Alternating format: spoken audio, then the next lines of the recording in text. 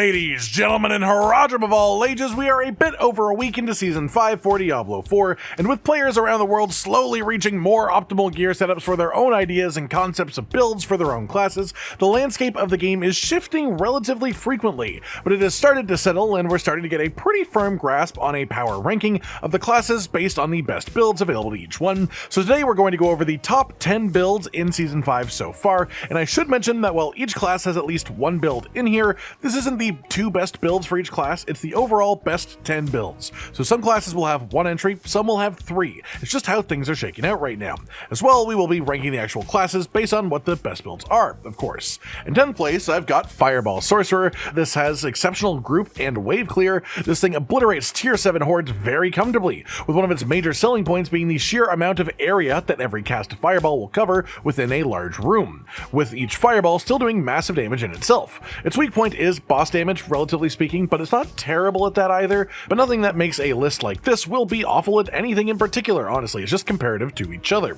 That said, the main thing making this build stand out and be as good as it is this season is simply updates to two separate fireball-based uniques. The Staff of Endless Rage, which gained fireball projectile speed, chance for fireball to cast twice, and bonus ranks to fireball itself, which is huge. Then there's also the Gloves of the Illuminator, which have a much increased fireball-specific attack speed affix, mana on fireball explosions, and the actual unique effects top roll makes each bouncing fireball not even reduced to damage at all anymore, which makes each fireball count as a full potency fireball, rather than the old version of this where further fireballs spread off would just do more damage, which was unfortunate. In 9th, I'm sorry to call you out like this, especially as someone who has played a ton of Barbarian in previous seasons, but here we have the only Barbarian build, and as a result, I would say that Barb is tied for last place among classes this season, if not fully last place. Honestly, I think probably fully last place, with specifically the Dust Devil Whirlwind version on top. And this thing has the main goal of being just a massive AoE wave clearing machine similar to Fireball Sorcerer, with its weakness being boss killing, though I've also seen variations that are pretty solid for bosses, just not quite strong enough for things like the tier 8 infernal hordes, Fell Council, to not take like a year and a half to kill. It just is slow relative to the massive power of the wave clear potential of this setup. As for why this is better this season than before, the main reason is a combination of Whirlwind now actually having its channel speed affected by the attack speed stat, which it hasn't at all in previous seasons, combined with fixes to the Twister glyph from last season's issues, which wasn't applying its bonuses correctly in any way. So not only do you actually Whirlwind faster while you're holding the button, which also creates Dust Devils faster, but you also get the correct additive and damage multipliers on top of that the Dust Devils were supposed to give you to begin with, which just makes it much better overall. In 8th, the generally accepted best build for Necromancer this season, and as a result, I have them in second last place for class power, and the build for this is Bone Spirit. The main goal of this is reaching unbelievable stat breakpoints to a degree that your Bone Spirit fires off, it must crit, and if it does, you reduce the cooldown by 7 seconds, and with enough cooldown reduction elsewhere, you can then make this essentially reset itself completely. However, it also requires crazy essence generation, and there is a lot of setup in the actual combat phases of this build between casts to make it hit the crazy numbers that it can. Then you pair this with Bone Storm and the newly changed aspect of Shielding Storm for survivability, and then you've got a really strong setup. The main weakness that I would give to this season is that it simply isn't great at group or wave clearing in the infernal hordes. It's very bursty, but the consistent damage isn't great either. The AoE on the Bone Spirit is minimal compared to the good wave clearing builds, and importantly it requires build up between these attacks and activation of multiple different things between Bone Spirit casts to reach its full potential. That said, it is still one of the strongest boss killing builds in the entire game by a fair margin. It's really just insanely pumping out singular bursts of damage when the buildup is complete. Moving up to 7th, I've got Rapid Fire Rogue. This build is exceptionally capable. I don't have perfect gear in the footage you're seeing here, but thanks to upgrades to the unique ring Scoundrel's Kiss, especially gaining attack speed and chance for rapid fire projectiles to cast twice as affixes, as well as general boosts to things like the Skyhunter bow for Rogue as well. Rapid fire is eating extremely well this season. Rogue has a bunch of different builds that could be considered for this list that didn't quite make the cut, but I chose Rapid Fire because it not only is solid enough at wave clearing for infernal hordes, especially when you start building up things like Hellborn boons in between waves, and you can clear a whole pack of Hellborn in just a shot or two of Rapid Fire. While the radius of the explosions isn't massive even with the ring, which does limit your wave clear ability a little bit, the boss damage of this build is insanely high, and the highest that Rogue can get without requiring Andariel's Visage to reach it. This is an old build concept that was on and off through Season 4 thanks to bugs with the unique itself, but it has just been boosted by a large amount by various unique updates this season, including the Condemnation combo points dagger getting a big buff, Skyhunter gaining a ton of really powerful affixes, and the Precision key passive for Rogue being a little bit bugged right now and double dipping with within itself. There's just a lot of synergies available for this setup and for this skill. In 6th, we've got another rogue build, this one being Andariel Puncture. This one has existed for multiple seasons in different variations, and now even has Flurry worked into it in its new state for mostly just as a simple way to keep the close quarters combat cutthroat buff up, using it every few seconds, as well as turning it into a dashing movement skill, which helps too. But the main way this build applies damage is through spamming maximum attack speed Puncture, which can hit up to 6 casts per second on perfect stats. Using this with high lucky hit chance increases from things like the Fists of Fate unique gloves that now have massive lucky hit chance on them for Season 5, and just triggering as many procs of the unique effect itself of Andariel's Visage, the big poison damage pop, which then combines with all of Rogue's poison damage boosting passives and Paragon nodes too, as well as the glyphs to create just a machine gun of death, second to only one other Rogue build, which also involves Andariels, and we'll be talking about it later on this list. And mostly that's just due to the range and survivability, honestly. The pure damage itself of this build is pretty similar to Barrage, and the stagger speed against bosses is actually faster with Puncture due to casting Puncture 6 times per second at perfect stats, compared to 5 times per second at most with Barrage. Then up in 5th, we have a Sorcerer build, and this is Season 5's Chain Lightning build, which is a relatively familiar Chain Lightning style build, with the special edition of combining Andariel's Visage in, with its massive life on hit affix with the Starlight aspect, a resource aspect that gives you resource for all healing that you receive, and until recently the legendary aspect didn't work with overhealing, it only worked if you actually physically gained life. But now it does work even at max life, which makes this very good for builds that need more resource to spend but have a lot of healing intake, which is great for Chain Lightning with the new Axial Conduit pants, and of course wanting to maintain your resource for this, which you do with Andariel's healing. This combined with Lightning Spears of course makes the damage really sing, but it's Chain Lightning that is the star of the show in this one, whereas the Lightning Spears will be more the star of the show later on this list. 4th up comes our next Sorcerer build. Yes, there are going to be 4 by the end of this, because this one is Lightning Nova Esadora's Cameo. This one is a very ridiculously recent discovery, with Josh working on this one for the last few days, trying to get the gear together for it, but essentially there are just so many ways to stack intelligence now between the all stats affix on Havarion, the Uber Unique, greater affix and masterworking intelligence rolls onto gear, as well as the percentage roll on the amulet itself, things like that he has been convinced that the new changes to this unique from last season would make a proper intelligence scaling damage source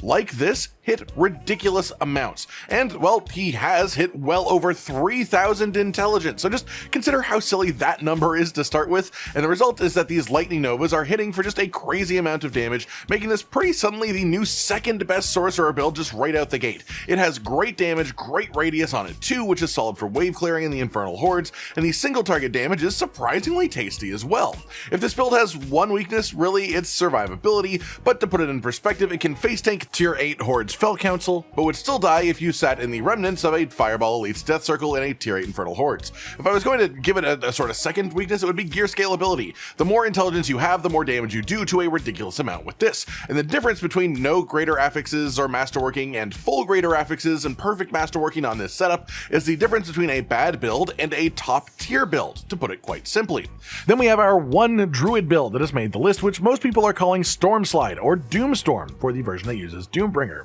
This is essentially just the final evolution of the old Trample Slide builds that have been around since the release of the game, always one of the coolest concepts in my opinion for Druid, firing off so many landslides that it sounds like a rock-based machine gun is firing in the background. But now you can do it with far more consistency, and you can build it with the Nature's Fury key passive to make this cast lightning storms all the time, combined with the Earthbreaker unique ring to make your landslides gain an area damage effect under them, and also gives them a chance to spawn an extra landslide per cast. And this build also uses Petrify with ridiculously high uptime on it, because this build hits so fast with so many nature magic skills and high crit chance from various aspects that boost both storm and earth magic, that you also trigger cooldown resets on ultimates from your spirit boons too. And this just creates a ridiculously powerful build that is fully around the idea of using earth skills to trigger storm skills, and this is simply one of the most powerful builds this season, and it is the sole reason that I would put Druid as the third best class in the game right now for Season 5. This build is awesome, the survivability is nuts, the boss killing damage is actually great with this, the wave clear is great too.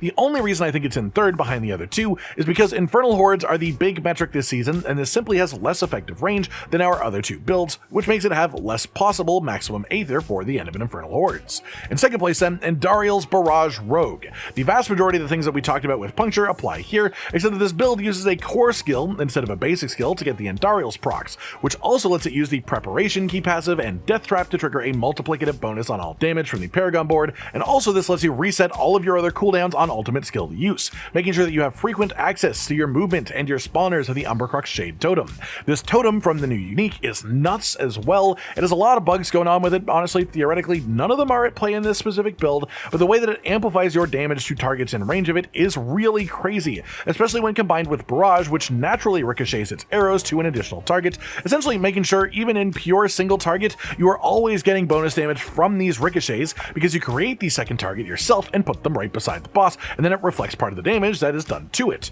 This build does crazy damage. The range of it, just even shooting into the totem, is larger than the actual camera distance can even show, and it also has insane survivability as long as you are hitting enemies, thanks to maximum attack speed, casting a core skill, while using stacked ranks of the second wind passive for a full health barrier, created for every 100 energy that you spend, which is simply constant. Then in first, somewhat tentatively, at least today, we have Lightning Spear Sorcerer, and this is mostly because this build was actually somewhat nerfed/buffed in a recent hotfix that just happened. Most specifically, what happened was they reduced the ability at the top end for this to function at maximum potency, because they reduced the cap of the lightning spears shooting out the extra lightning strikes to other enemies that can happen at one time, because before these could happen in an unlimited amount, and this was causing server issues. To compensate for this, they upped the damage of each one of these sort of lightning bolts, and so as a result of this, the actual lower end versions of this build that people were running with non-perfect gear are doing better than they were before, and the ones that people were running with perfect gear are doing worse. So basically it depends where you are within that spectrum, but the build as a whole is arguably still in the same spot as the best one in the game. It just has a slightly lower top end, but that was sort of unnecessary, honestly, as the only thing that really helped you with was doing high tier artificers pit runs, and nobody really does that outside of bragging rights this season, because the best thing to do for efficiency is infernal hordes, and it still kicks ass in tier 8 infernal hordes. That said, this is mostly focused around the fractured winterglass unique and summoning loads of frozen orbs to create conjurations, because one of those is Lightning Spear, which had its legendary aspect boosted to all hell, now making enemies hit by Lightning Spear crits apply damage to nearby enemies, as well as also having the damage of this increased by a double dipping critical strike damage multiplier. This build requires insanely high-end gear to reach its proper peak, and as of this recent patch, it's worth arguing that that proper peak might actually be lesser than the build that we had in second, andariels Barrage Rogue, but it's easier to reach a spot of just being ridiculously powerful with this build than it is with that one, because that one requires mythic uniques to make it work in the first place. Both of them have multiple builds in the top 10, which is pretty awesome to see, and honestly, these two classes are in a really solid state of balance now within the class themselves, outside of some bugs that do need ironing out. They may be stronger than the other classes, sure, but they are well balanced inside of themselves. There are multiple rogue builds and multiple sorcerer builds that all are doing very well right now. So really, the other classes just need to be bumped up equivalently to match what they could do, because rogue and sorcerer do feel relatively good in their own little bubble at the moment. That just about does it for today then, everyone. The top 10 builds right now over the course of the first week and a little bit extra since the release of Season 5. And of course, the rankings of the classes as a whole based on this and some other factors as well. I hope you've all enjoyed this, maybe even inspired for your next build to work towards, or towards a class that you might not even have played yet. Like if you liked the video, subscribe to the notification bell for more, and most importantly, ladies and gentlemen, until next time, stay sweet. Josh, Cotton, and Hollow with the videos, dropping the humor like a hammer on your tippy toes, bringing entertainment on a daily arrangement to take our insanity and turn it into entertainment. Yes, I said entertainment twice, to reiterate that it is nice to look into your faces on a mostly daily basis when you let us in your homes to make the whole world a stage. Goodbye.